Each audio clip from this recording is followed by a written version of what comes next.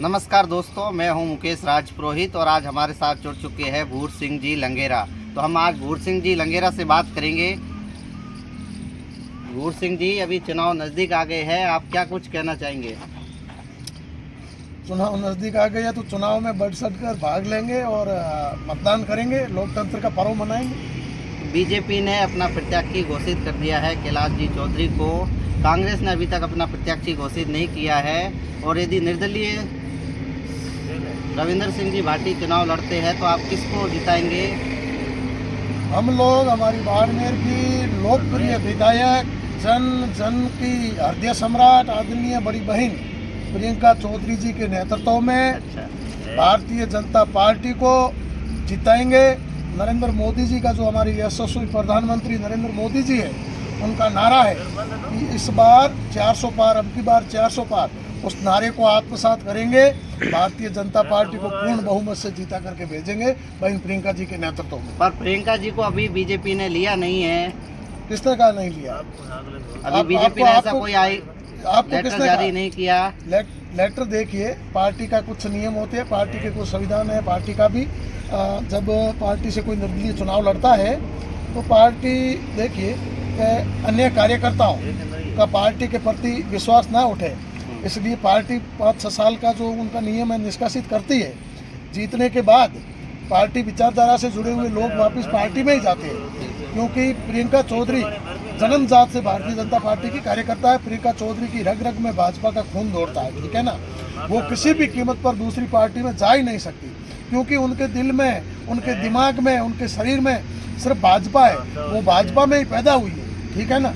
स्वर्गीय गंगाराम जी जब भारतीय जनता पार्टी के बड़े लीडर थे तब वो पैदा हुए, तो वो उनके दिल में भाजपा है, उनके दिमाग में भाजपा, उनके खून में भाजपा है और वो भाजपा में ही रहेगी। जो लोग इस तरह की अफवाहें फैला रहे हैं वो बिल्कुल गलत है।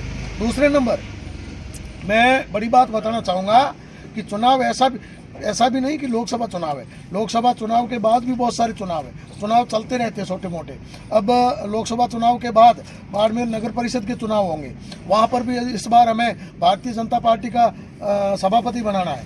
उसके बाद पंचायती राज चुनाव होंगे तो हमें भारतीय जनता पार्टी का जिला प्रमुख बनाना है, भारतीय जनता पार्टी के दोनों प्रधान बनाने हैं। तो प्रियंका चौधरी के अलावा बाड़मेर मुख्यालय पर ऐसा कौन लीडर है, कौन नेता है जो प्रधान, प्रमुख, सभापति सब बना सकता है? बताइए मुझे, ठीक है ना। कोई नहीं है, क्योंकि देखिए स्वरूप सिंह जी शिव जाएंगे, उनकी जिम्मेवारी शिव संभालेंगे, आदूराम जी चोटन संभालेंगे, बालाराम जी बायतू संभालेंगे और कैलाश जी है, उनके पास तो 3 जिले हो गए, बाड़मेर, बालोतरा, जैसलमेर, 3 जिले संभालने हैं उनको।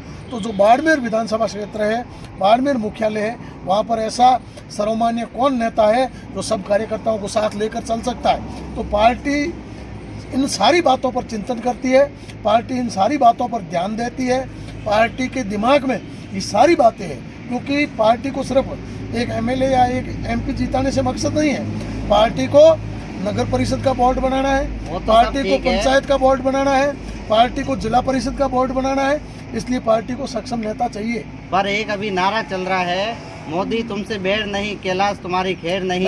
पर आप इस पे कितना लोगों का विश्वास जीतना पाएंगे? लोगों में काफी आक्रोश है, कैलाश जी ने काम नहीं करा है, हमने जगह जगह बाइटें ली, उनका एक जानकारी साझा की है, पर लोगों की राय यही है कि मोदी तुमसे बैर नहीं, कैलाश तुम्हारी खैर नहीं। इस पे आप क्या कुछ कहना चाहिए?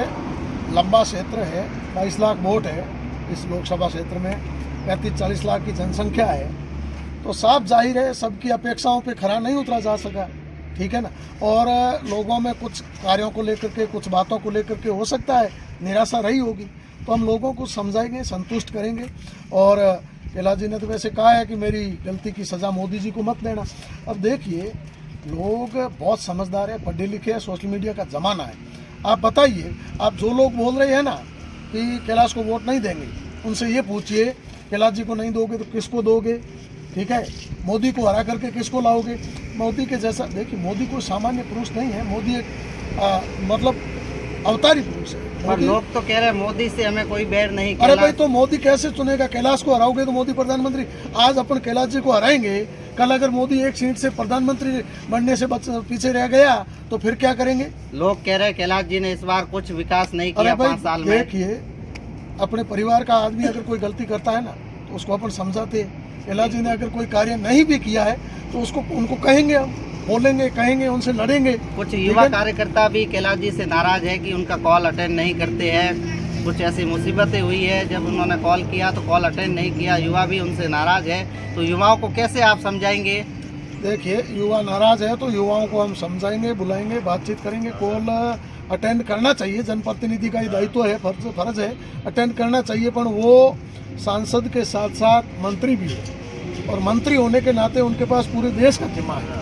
उनको हर राज्यों में जाना पड़ता है, पूरे देश में जाना पड़ता है। तो कई बार फ़ोन नहीं उठा पाए होंगे, तो हो सकता है वो कमियां रही होगी। कमियों को सुधार करेंगे, उन कमियों में लोगों को समझाएंगे, कार्यकर्ताओं का विश्वास जीतेंगे। इस बार निर्दलीय यदि शिव प्रत्याशी रविंद्र सिंह भाटी यदि चुनाव लड़ते हैं तो बीजेपी को बहुत एक परेशानी का सामना देखना पड़ेगा। आप क्या कहेंगे?